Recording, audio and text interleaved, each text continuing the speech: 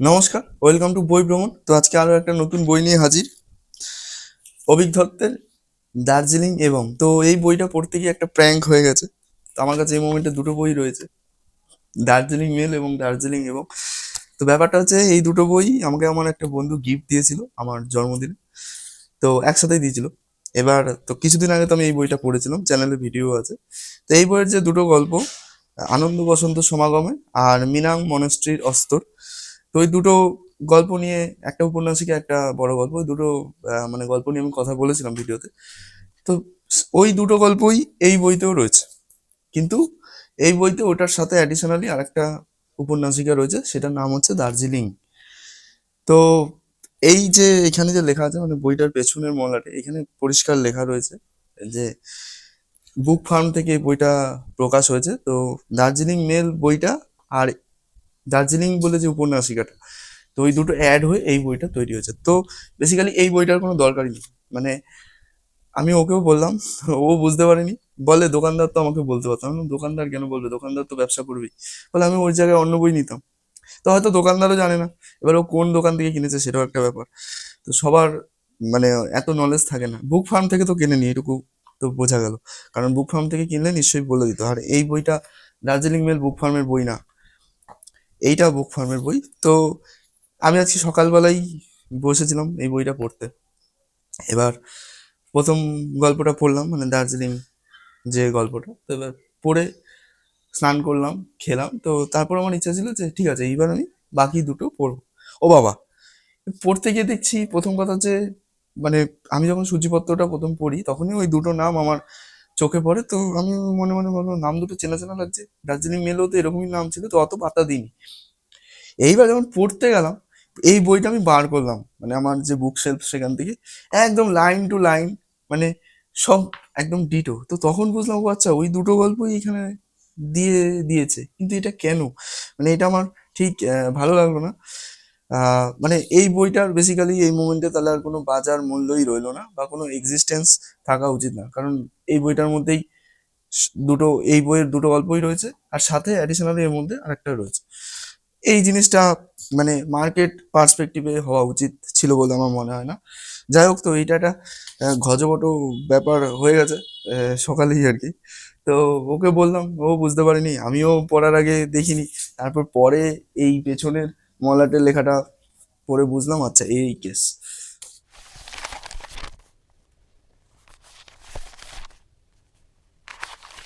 তো যাই হোক, যাওয়ার হয়েছে। তো এবার এই বইটা নিয়ে বলি, বেসিক্যালি একটা গল্প নিয়ে বলবো, কারণ বাকি দুটো গল্প নিয়ে তো অলরেডি কথা বলেছি। তো ওই ভিডিওটার লিঙ্ক আমি উপরে আই বাটনে দিয়ে দেবো। তো ওয়ান অ্যান্ড অনলি গল্প দার্জিলিং। তো আমার না ভালো লাগেনি, মানে আমার জাস্ট পড়তে পড়তে এটাই মনে হলো যে এই জিনিস, মানে এরকম টাইপের টপিক, মানে আমি যে লাইফ বিলং করি সেইখানে আর এই জিনিস বড্ড একঘেয়ে লাগে আর কি। আমার ঠিক পোষালোই না, মানে পুরো গল্পটা এবার অভিজ্ঞতার লেখা বলে হয়তো পুরোটা পড়তে পারলাম, কিন্তু অন্য কারোর লেখা হলে হয়তো পুরোটা পড়তে পারতাম না। মানে ঠিক পড়তে পড়তে এটুকুই মনে হচ্ছিল যে এটুকুনি আমি প্রথমেই বলে দিই, আমার যে ভালো লাগেনি এই বইটার ক্ষেত্রে আমি একদম হলপ করে বলতে পারি এই গল্পটা কিন্তু অনেকটা ভালো লাগবে, কিন্তু আমার মতো মাইন্ডসেট যারা বা আমার মতো যারা লাইফ লিড করে তাদের হয়তো ভালো লাগবে না। কিন্তু মানে আমি বলছি বটে ভালো লাগেনি, তা বলে এটা না যে গল্পটা ভালো না। এই বইটার কিন্তু আমি ভালো ভালো রিভিউ পেয়েছি, তো তাদের ভালো লেগেছে। তো সেইটা পড়েই বা দেখেই কিন্তু এই বইটা আমি আজকে পড়তে শুরু করেছিলাম, কিন্তু তারপর দেখলাম খারাপ না গল্পটা, কিন্তু ঠিক মানে অভিক দত্তের স্ট্যান্ডার্ডে হলো না, আর আমারও ঠিক পোষালো না, মানে কিরম যেন একটা। তো যাই হোক, এবার বলি আস্তে আস্তে গল্পটা নিই। তো দার্জিলিং মেল পড়তে পড়তে অনেকেই রিভিউতেও লিখেছিলেন, আমিও বলেছিলাম ভিডিওতে, যে বইটার নামকরণেই শুধু দার্জিলিং মেল, বাকি পাহাড়ের যে এসেন্স বা দার্জিলিংয়ের যে এসেন্স বা মাহাত্ম, সেটা কিন্তু খুব একটা ওই বইটা পড়ে বোঝা যায় না। মানে একটা সম্পর্কের গল্প আর একটা রহস্যের গল্প দেখানো হয়েছিল, কিন্তু ওই আর কি, মানে ওই নামকরণটার আলাদা করে কোনো মাহাত্ম নেই, যে কেউ যদি ওই বই মানে নাম দেখে ভাবে যে হ্যাঁ আমি একটা আলাদাই জগতে চলে যাবো, দার্জিলিংকে পুরো চোখের সামনে দেখবো, তাহলে তারা হতাশই হবে না ওই বইটা পড়ে। তো এই বইটায় ওই জিনিসটা একটু হলেও সংশোধন করা হয়েছে, এই যে নামকরণ যে দার্জিলিং এবং। তো এই বইটায় কিন্তু দার্জিলিংয়ের মানে ভাইবটা আপনি আগেরটা থেকে বেটার পাবেন। বলছি না যে হ্যাঁ হিউজ, হিউজ না, কিন্তু আগেরটার থেকে বেটার। আরেকটা জিনিস ভালো লেগেছে, আরেকটা আগের বইটায় যেটা হয়েছিল যে আমি বলেছিলাম যে হয়তো টুইস্ট ছিল বড় উপন্যাসিকাটার ক্ষেত্রে, এই বইটার ক্ষেত্রে কিন্তু সেটা হয়নি। আগের বইটার যে গল্পটা ছিল উপন্যাসিকাটা, তো সেখানেও একটা সম্পর্কের মানে হানিমুন কাপলের গল্প দেখানো হয়েছে। আর এইখানে হানিমুন কাপল নয়, কিন্তু ওই একটা প্রেমের গল্পই দেখানো হয়েছে। সেটা একটু অন্যরকম, আসছি সেটা আস্তে আস্তে, কিন্তু সেটাতে হয়তো কোনো মানে মাইন্ড বগলিং টুইস্ট ফুইস্ট দেওয়ার চেষ্টা করেনি। এটা খুব ভালো একটা দিক, যেমন নর্মাল হয়, যেমন লিনিয়ার ফরম্যাটে লিনিয়ারভাবে চলে আর কি লাইফে, তো সেভাবেই কিন্তু দেখানো হয়েছে, মানে খুব রিয়েল রাখার চেষ্টা করেছেন। এটা ভালো লেগেছে, মানে এই দুটো জিনিস আগের বইয়ের থেকে এই বইতে সংশোধন হয়েছে, তো অবশ্যই এই দুটো এই বইয়ের ভালো দিক। আর একটা ভালো দিক বলি, এটা আমার খুব ভালো লেগেছে আর কি পার্সোনালি। তো এই বইটায় পাহাড়ি গাঁও বলে একটা জায়গার কথা বলা হয়েছে, দার্জিলিংয়ের অফবিট একটা জায়গা, রিম্বিক যাওয়ার পথে পরে লেখা রয়েছে মানে। তো এই যে এখন অফবিট জায়গা শুনলেই মানুষ দৌড়ায়, ওখানে গিয়ে মানে এই শহুরে পনা বজায় রাখে, মদ মৎস্য মানে যাচ্ছে তাই একটা হাল করে, প্লাস্টিক নোংরা আবর্জনা ফেলে ওই জায়গাটা শেষ করে দেয় আর কি। তো সেটা যে কতটা ক্ষতিকারক ওই পরিবেশের জন্য, বা সেটা যে আমাদের যে সেটা মাথায় রাখা উচিত কোনো অফবিট জায়গায় গেলে, যে ওই পরিবেশটাকে ওই পরিবেশের মতো রাখা, আমাদের শহুরেপনা দিয়ে ওটাকে নষ্ট না করা, সেটা কিন্তু এখানে বেশ কয়েকবার মেনশন করা হয়েছে লেখকের তরফে। তো এটা খুব ভালো একটা দিক। আরও একটা জিনিস মেনশন করা হয়েছে যে আমরা যখন যাই বা কোনো অফবিট জায়গার যখন ফেসবুকে খোঁজ পাই বা কারোর কাছ থেকে খোঁজ পাই, তো সেই জায়গাটাকে লোকে এত বেশি এক্সপ্লোর করতে থাকে বা এত বেশি পরিমাণে যেতে থাকে, তো সেই জায়গাটার অফবিট থাকেই না। মানে বর্তমান সময়ে দাঁড়িয়ে বলি যে এই যে শিটং অহলদারা, এই যে জায়গাটা, এটা কিন্তু এককালে অফবিট ছিল, এখন কিন্তু অফবিট বলা যায়, মানে এত বেশি পরিমাণে লোক ওখানে যায় এখন। তো ওইখানকার পরিবেশও কিন্তু যথেষ্ট বেশি কমার্শিয়াল হয়ে গেছে। হ্যাঁ, এটাও ঠিক যে কোনো অফবিট জায়গায় যত বেশি মানুষ যাবে তত বেশি সেই জায়গাটা কমার্শিয়াল হবে, কিন্তু কিছু কিছু জায়গা কমার্শিয়াল হলে আমাদের শহুরে মানুষদেরই আর ভালো লাগবে না। মানে মানুষ যায় অফবিট জায়গাতে একদম শান্ত নিরিবিলি একটা পরিবেশের খোঁজে, কিংবা নিজেদের খুঁজে পাওয়ার জন্য, তো তারা একটা শহরের কিচিরমিচির থেকে পালাতে চায়, ওইখানকার একটা হাওয়া, ওখানকার পরিবেশ, মানে সেইখানেই মানে একদম গায়ে এলিয়ে আরাম করতে চায়, বা ওই পরিবেশের মধ্যে থেকেই কিছুদিন যাপন করে আসতে চায়। কিন্তু যত বেশি মানুষ যাবে, যত বেশি কমার্শিয়াল হবে, তো ওই ব্যাপারটা ওই দার্জিলিংয়ের মতোই হয়ে যাবে। মানে দার্জিলিং তো একটা শহর, বা দার্জিলিংয়ের যে মেল রোড বা ওই জায়গাটা, ওই জায়গাটা যতটা বেশি কনজেস্টেড, আজকাল অফবিট জায়গাগুলো অতটা না হলেও ওই দিকেই কিন্তু এগোচ্ছে। তো এখানেও একটা জায়গাতে পরিষ্কার মেনশন করা রয়েছে, যখন দুটো মানুষের কথোপকথন হচ্ছে যে আমি এই জায়গাটার ছবি দেবো বাড়ি গিয়ে, তখন আরেকজন বলে যে না, তুমি এই জায়গাটাকে যতটা সম্ভব লুকিয়ে রাখো, কারণ ছবি দিলে আর 5টা মানুষ দেখবে, তারা জানতে চাবে, তারা এসে এই জায়গায় উড়ে এসে চুড়ে বসবে। তো আমি চাই না এই জায়গাটা নষ্ট, মানে আমাদের শহুরেপনাতে। তো এই দূষণ, মানুষের নোংরা আবর্জনা ফেলা, আর অফবিট জায়গাটাকে অফবিটই রাখা, এইগুলো কিন্তু আমার খুব ভালো লেগেছে এই বইটার ক্ষেত্রে। এবার সেই বইটার ওয়ান অ্যান্ড অনলি গল্প দার্জিলিং নিয়ে। তো এখানে দুটো চরিত্র প্রথম থেকে দেখানো হয়েছে, একটা হচ্ছে স্নিগ্ধদেব আর একটা হচ্ছে তানিয়া। তো স্নিগ্ধদেব নামটা পড়েই আমার সেই আনন্দবাজারের যে কমিক্সটা ছিল, এখনো হয়তো আছে, অরণ্যদেব, তো ওইটার মতো করে লাগলো, মানে স্নিগ্ধদেব, কি সুন্দর নাম। যাই হোক, তো বেশিরভাগ ক্ষেত্রে ওই চরিত্রটাকে স্নিগ্ধ বলেই বলা হয়েছে, তো সেটাই বেটার। স্নিগ্ধদেব নামটা কেমন একটু পুরনো পুরনো লাগে। যাই হোক, তো এবার ব্যাকগ্রাউন্ডটা বলি। গল্পটা লিনিয়ার ফরম্যাটের গল্প নয়, গল্পটা মানে পাস্ট প্রেজেন্ট জাম্প আছে আর কি। তো স্নিগ্ধ যে ছেলেটা, সেই ছেলেটা খুবই স্বার্থপর, মানে তানিয়া যে মেয়েটা, তার জবানবন্দিতে আমরা জানতে পারি। তো সে শুধুমাত্র নিজেকে ভালোবাসে, মানে ছেলেটা, আর সে ভীষণ পরিমাণে পাহাড় ভালোবাসে। তো এই তার যে পাহাড় ভালোবাসা, ওই পাহাড় প্রীতি থেকেই কিন্তু আমরা দার্জিলিংয়ের এসেন্স বা একটা পাহাড়ি জায়গার এসেন্সটা খুব ভালো করে বুঝতে পারি। মানে তার অন্যতম হবি, মানে সে একটু একঘেয়েমি যদি তার লাগে লাইফে, কিংবা সে যদি বিরক্ত হয়ে যায় কিছুতে, বা তার যদি মানে আর ভালো লাগছে না কাজকর্ম, তো তখনই সে এই পাহাড়ি গাঁও জায়গাটায় ছুটে আসে। তো ওই জায়গাটা সে নিজেই কিছুভাবে আবিষ্কার করেছে। তো সেখানে তার চেনা পরিচিত আছে, এমনকি সে এতবার এসে সেখানে সময় কাটিয়েছে, সেখানে নেপালি ভাষাও সে জানে, মানে সেখানকার মানুষদের সাথে সে নেপালি ভাষায় কথা বলে। তো ওইভাবেই আর কি ছেলেটাকে দেখানো হয়েছে। তো ছেলেটা আসে দার্জিলিংয়ে, দার্জিলিংয়ের আশেপাশে আসে, গ্লেনারিসে যায়, তারপর ওই হোপের সামনে দাঁড়িয়ে ফটো তোলে, তারপর কেভেন্টার্সে যায়, তো সব জায়গায় মেনশন করা আছে। তো আপনি পড়তে পড়তে সেই জায়গাগুলো চোখের সামনে আপনি দেখতে পাবেন। তো ভালো, মানে এই দার্জিলিং মেল বইটা এই জিনিসগুলো মিসিং ছিল, মানে দার্জিলিংয়ের ভাইবসটা। তো এটা বেশিক্ষণ দার্জিলিংয়ে থাকে না এই গল্পটা, মানে প্রথম কয়েক কথা পরেই ব্যাপারটা পাহাড়ি গাঁওতে চলে যায়। তো এবার ব্যাকগ্রাউন্ড হচ্ছে তানিয়া আর স্নিগ্ধদেব এককালে প্রেমিক প্রেমিকা ছিল। তো তারপর দুজনেই যথেষ্ট পজিটিভ ছিল। তো পরিষ্কার গল্পে বলা আছে দুজনেই দুজনের মতো করে টক্সিক ছিল। তো কেউ কাউকে সহ্য করতে পারতো না খুব বেশিক্ষণ, আবার কেউ কাউকে ছাড়া খুব বেশিক্ষণ থাকতেও পারতো না। এবার কলেজ টাইমের ব্যাপার, তো তখন তাদের মানে রক্ত চঞ্চল, তো তখন তারা এই সত্যিটা বুঝতে পারেনি যে তাদেরকে মানে একে অপর ছাড়া তাদেরকে আর অন্য কেউ মানে ৩ নম্বর কেউ বা তৃতীয় কেউ বুঝতে পারবে না।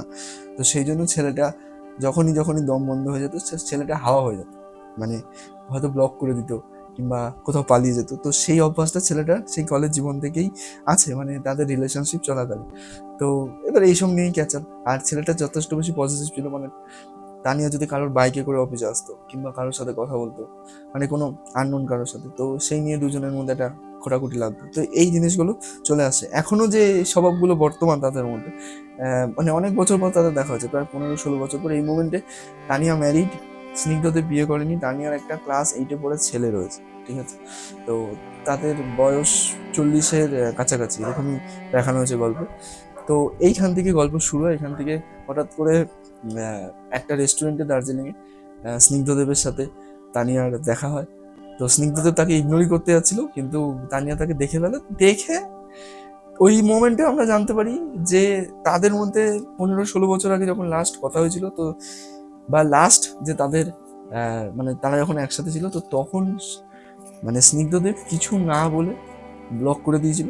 ব্লক করে সে একেবারে হাওয়া হয়ে গেছিল, মানে তারপর থেকে আর কোনো তানিয়ার সাথে যোগাযোগ করারই চেষ্টা করেনি। তো স্নিগ্ধদেব ওভাবে হাওয়া হয়ে যাওয়া, তানিয়া ওই সময় খুব ভেঙে পড়ে আর কি মানসিকভাবে। তো তার মানে পৃথিবী আর কি পুরো এদিক ওদিক হয়ে যায়। তো অত বছরের সম্পর্ক হঠাৎ করে, যতই টক্সিসিটি থাকুক তারা ছিল একসাথে, মানে যতই তাদের মধ্যে মাঝে মাঝেই ব্লক আনব্লক চলতো বা এই ছেলেটা হাওয়া যেত বা তাদের মধ্যে ঝগড়াঝাটি চলতে থাকো, মানে সুখকর সম্পর্ক ছিল না মোটেও। কিন্তু ওই হয়, আপনিও জানেন আমিও জানি, আমাদের আশেপাশে এমন কিছু সম্পর্ক থাকে যেগুলো একদম টক্সিসিটিতে ভরা, কিন্তু আমরা মানে পারিপার্শ্বিক থেকে ওদের দেখে ভাবি যে এই দুজন মানে একে অপরের সাথেই মানে থাকা সম্ভব। এরা অন্য কারোর লাইফে গেলে অন্য কারোর লাইফটা শেষ হয়ে যাবে, তার সাথে এদের লাইফটাও শেষ হয়ে যাবে। তো এদের দুজনকে ঠিক ওই রকম কাপেল হিসাবেই দেখানো হয়েছে। এবার তারপরে তানিয়ার বাবা এক প্রকার ব্ল্যাকমেল করিয়ে তানিয়ার সাথে দিব্য বলে একজনের বিয়ে করিয়ে দেয় আর কি। তো দিব্য ডাক্তার, তানিয়া একটা ব্যাংকের কোনো একটা পোস্টে রয়েছে, তার ছেলে হচ্ছে 8-এ পড়ে। তো তারা যথেষ্ট বড় লোক এখন। এবার তার সাথে কি করে আলাপ হয় স্নিগ্ধর মানে ওখানে, তো তানিয়া, সুতপা, শালমলি আর ইন্দ্রাণী, এই 4 জন বন্ধু, মানে তাদের একটা স্কুলের যে হোয়াটসঅ্যাপ গ্রুপ, মানে একই স্কুলে পড়ে তাদের ছেলেমেয়েরা, তো সেখান থেকে এই 4 মায়ের আলাপ আর কি। তো তারা ভালো বন্ধু। তো তারা বাড়িতে কোনো রকম ম্যানেজ করে তাদের নিজেদের মানে ওয়ার্কিং সেক্টরে ছুটি ম্যানেজ করে তারা দার্জিলিংয়ে ঘুরতে এসছে। এবার তাদের ওখান থেকে গ্যাংটক যাওয়ার কথা পরের দিন। তো এবার ওইখানে অনেক ধরনের কথোপকথন হতে থাকে। এত বছর পর তাদের দুজনের দেখা হচ্ছে, তো মানে ভেতরে রাগ, ক্ষোভ, হতাশা কিছু ক্ষেত্রে বেরিয়ে আসে। আবার এত বছর পর দেখা হয়েছে, তো স্বাভাবিক দুজনের মধ্যেই তখনকার থেকে এখন বেশি ম্যাচিউর দুজনে আর কি। তো সেই ম্যাচুরিটিকে উপেক্ষা করেই অনেক কথা আসে। এবার বেশি কিছু বলাও যাবে না আশেপাশে, কারণ তার 3 বন্ধু রয়েছে তানিয়া। তো তারা এবার না কথাবার্তায় আস্তে আস্তে তারা সন্দেহ করতে থাকে যে এদের মধ্যে কিছু একটা ছিল। এবার তানিয়া হচ্ছে খুব মানে হয় না একদম ইন্ডিপেন্ডেন্ট একজন মেয়ে, মানে একুপুষু না আর কি, মানে একদম পুরো ওয়ার্ল্ড কনকার করে দেবে এরকম ব্যাপার আর কি। মানে তার আশেপাশে যেই আসুক, মানে কে কি ভাবলো তার জাস্ট যায় আসে আর কি, যায় আসে না, সরি। তো সেরকম একটা মেয়ে। তো যত গল্প এগোয় তত এই ব্যাপারটা আরো বেশি করে ফুটে ওঠে। এইবার এইখানে টুইস্ট হচ্ছে, মানে টুইস্ট মানে এইখানে একটা সাবপ্লট হচ্ছে, তানিয়ার যে হাজবেন্ড দিব্য আর ইন্দ্রাণী হচ্ছে সিঙ্গেল মাদার আর কি। তার ডিভোর্স হয়ে গেছে 3 বছর আগে তার স্বামীর সাথে ইন্দ্রাণী। তো দিব্যর সাথে ইন্দ্রাণী একটা অ্যাফেয়ার চলছে, পরকীয়া টাইপ। তো সেটা তানিয়া কয়েক মাস হলো আস্তে আস্তে টের পাচ্ছে। রিসেন্টলি সে তার স্বামীর ফোন চেক করেছে রাতে হোয়াটসঅ্যাপে, তারা দুজন সেক্স চ্যাট করে, মানে দিব্য আর ইন্দ্রাণী। এবার সেখান থেকে বাঁচতেই বা সেখান থেকে সেই হতাশা সামলাতে না পেরেই হয়তো সেই ট্রিপটা প্ল্যান করে। তো যত গল্প এগোয় এটাও জানা যায় যে ইন্দ্রাণী এই ট্রিপে ইনভাইটেড ছিল না বা এই ট্রিপের প্ল্যানিংই ছিল না। যখন ইন্দ্রাণী জানতে পারে যে বাকি 3 জন যাচ্ছে, তো তখন সে নিজে থেকেই এসে জুড়ে যায়। ট্রিপ। তো ইন্দ্রাণীকে কেউই খুব একটা পছন্দ করে না, বিশেষ করে দিব্যর সাথে যে ব্যাপারটা চলছে, এই ব্যাপারটা বাকি যে দুজন মানে শ্যালমলি আর সুতপা তারাও একটু একটু আন্দাজ করতে পারতো, কিন্তু এতটা এক্সট্রিম লেভেলে চলে গেছে সেটা জানে না কেউ। তো ওখানে এসে তারপর কথোপকথন অনেক কিছু ইভেন্ট হয়, তো সবাই আস্তে আস্তে জানে। তো এইভাবেই আর কি গল্প এগোতে থাকে। তো এই হচ্ছে পুরো ব্যাকগ্রাউন্ড। এইবার এত বছর পর তানিয়া স্নিগ্ধর দেখা হচ্ছে, তো আপনার মনে এই কোশ্চেনটা আসবেই একটুখানি এগোনোর পর যে তাহলে অসম্পূর্ণভাবে শেষ হয়ে যাওয়া তাদের সম্পর্কটা 15-16 বছর আগে, এখন কি সেটা আবার জোড়া লাগবে? জোড়া লাগবে বলতে এখন তানিয়া ম্যারিড, তার মানে কি আবার তাদের মধ্যে একটা ওই পুরনো জিনিস ফিরে পাওয়ার আনন্দ জুড়ে বসবে, নাকি জাস্ট হয়ে গেছে যে জিনিস চলে গেছে সেই জিনিসে আর আমি মুখ ফেরাবো না, সেই জিনিসটা আসবে? তো এই কোশ্চেনের উত্তর জানতে হলে পুরো গল্পটা পড়তে হবে। তো এবার গল্পটা যেরকম ভাবে এগোয়, আমি যেটা বললাম প্রথম দিকে, আমার খুব একটা মানে হয় না যে গল্পে হুক হয়ে বসে থাকা, মানে গল্পটা অ্যাট্রাক্ট করবে আপনাকে, আমার টান ছিলই না একদম। মানে পড়ছি, অভিক দত্তের লেখা পড়তে ভালোই লাগে, কিন্তু মানে বোঝা যাচ্ছে আর কি শেষ পর্যন্ত কি হবে, কিন্তু কোথাও সেটা মন থেকে ঠিক অ্যাকসেপ্ট করতে পারছি না। তো আবার অন্যদিকে ভাবছি যে না, এটাই তো হওয়া উচিত। তো অনেকের গল্পটা ভালো লাগবে, যেটা আমি শুরুতেই বললাম, অনেকের এটা ভালো লাগবে, আবার অনেকের ভালো লাগবে না। এবার এটার একটা খুব সুন্দর এন্ডিং হতে পারতো, একদম ওপেন এন্ডিং আর কি, তো সেটা কিন্তু হয়নি। এটা একটা মানে মানুষ যেটা চায় হয়তো অধিকাংশ মানুষ। আর একটা জিনিস পড়তে পড়তে আমার মনে হয়েছে, এই গল্পটা খুব ম্যাচিওর লেভেলের অডিয়েন্সের জন্য না, এই গল্পটা একদম টিনেজ লেভেলে যারা পড়ছে বা যারা সত্য সত্য প্রেমে পড়েছে, বা যাদের মনটা এখনো আর কি প্রেমে পড়ার জন্য আনচান করে, মনে অত জটিলতা নেই, কমপ্লিকেশনস নেই আর কি, তাদের জন্য এটা পারফেক্ট গল্প। মানে তারা বেশ এনজয় করবে, একদম পুরো 80 পাতার গল্প আর কি। তো আমার জন্য খুব একটা ওয়ার্ক করলো না, আর আমি জানি আমার মতো অনেকেই আছে তাদের জন্য ওয়ার্ক করবে না। তো ভালো, ওভারঅল খারাপ না। যেটা বললাম যে কয়েকজনের ভালো লাগবে, কয়েকজনের ভালো লাগবে না, তো সেটা মানুষ টু মানুষ ভ্যারি করবে। তো আরেকটা জিনিস বলি, এটা আমার মনে হচ্ছে, মানে অনুভব করেছি আর কি, যে একটা পাহাড়ি জায়গায় যদি আপনি যান, মানে এইরকম যদি নিঃসঙ্গ প্রেমিক যদি কেউ হয়, বা যাদের আর কি ব্রেকআপ হয়েছে, মানে যাদের মনে দুঃখ রয়েছে, যাদের মনে জমানো ক্ষোভ রয়েছে, একটা অতীত রয়েছে, তো কোথাও গিয়ে এই যে পাহাড়ি পরিবেশ আপনার হৃদয়কে, আপনার মাথাকে ইনফ্লুয়েন্স করে।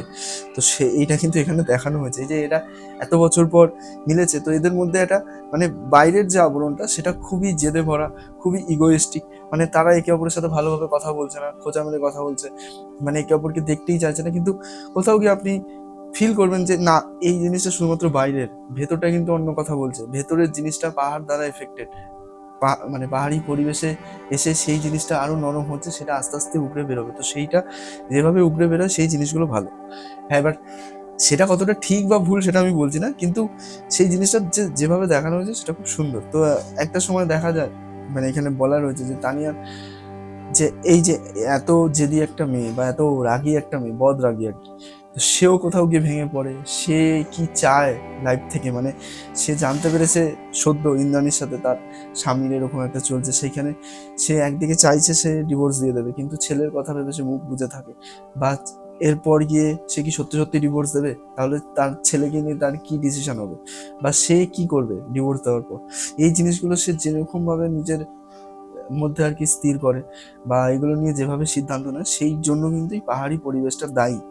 তো সেই বলে স্নিগ্ধকে যে তোকে ধন্যবাদ এরকম জায়গায় আনার জন্য, কারণ তারাও যায় পাহাড়ি গাঁওতে, গ্যাংটকে তারা যায় না, তারা মানে তারা চারজনই স্নিগ্ধর সাথে ওই পাহাড়ি গাঁও যে অফবিট লোকেশনটা রয়েছে সেখানে যায়।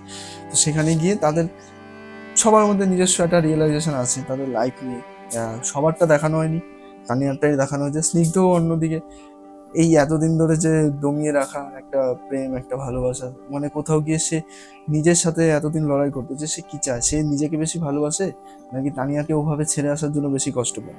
তো এখন দেখছে সে নিজেকেও যতটা ভালোবাসে, তানিয়াকে ছেড়ে এসেও কিন্তু সে ততটাই কষ্ট পাচ্ছিল এত বছর ধরে। এত বছর পর যখন তানিয়া তার সামনে, সেটা কোথাও গিয়ে তার চারা দিয়ে উঠছে, কোথাও গিয়ে তার বেরিয়ে আসতে চাইছে, তার সে কোথাও গিয়ে আবার এক হতে চাইছে তানিয়ার সাথে, কিন্তু সেটা কি সম্ভব? তো এই কোশ্চেনের উত্তরই, মানে উত্তর দেওয়ার জন্য এই পুরো গল্পটা, এটা আস্তে আস্তে চলতে থাকে। তো ভালো, এটুকুই থাক, আর বেশি কিছু বলছি না। তো পড়ে দেখবেন অবশ্যই, যেটা বললাম দার্জিলিং মেল বইটা এরপরে আর পড়ে কোনো লাভ নেই, কিনলে এই বইটাই কিনবেন। বুক ফার্মের বই, কত দাম, 275 টাকা। তো ছাড় দিয়ে দেবে, 10% 20% তো দিয়ে দেয়। তো পড়তে পারেন, মানে যারা পাহাড় প্রেমী তো তাদের জন্য তো মানে খুবই ভালো আর কি, মানে বেশ এসেন্স পাবেন দার্জিলিংয়ের, কোনো অফবিট জায়গারও এসেন্স পাবেন আর কি। তো আজকের মতো এটুকুই থাক। আমি অরিক, এই চ্যানেলে বাংলা বই, বাংলা সাহিত্য নিয়ে কথা বলে থাকি। তো এতক্ষণ পর্যন্ত যারা ভিডিওটা দেখলেন অনেক অনেক ধন্যবাদ। যদি ভালো লেগে থাকে ভিডিওটা লাইক করে দেবেন আর চ্যানেলটা সাবস্ক্রাইব করবেন।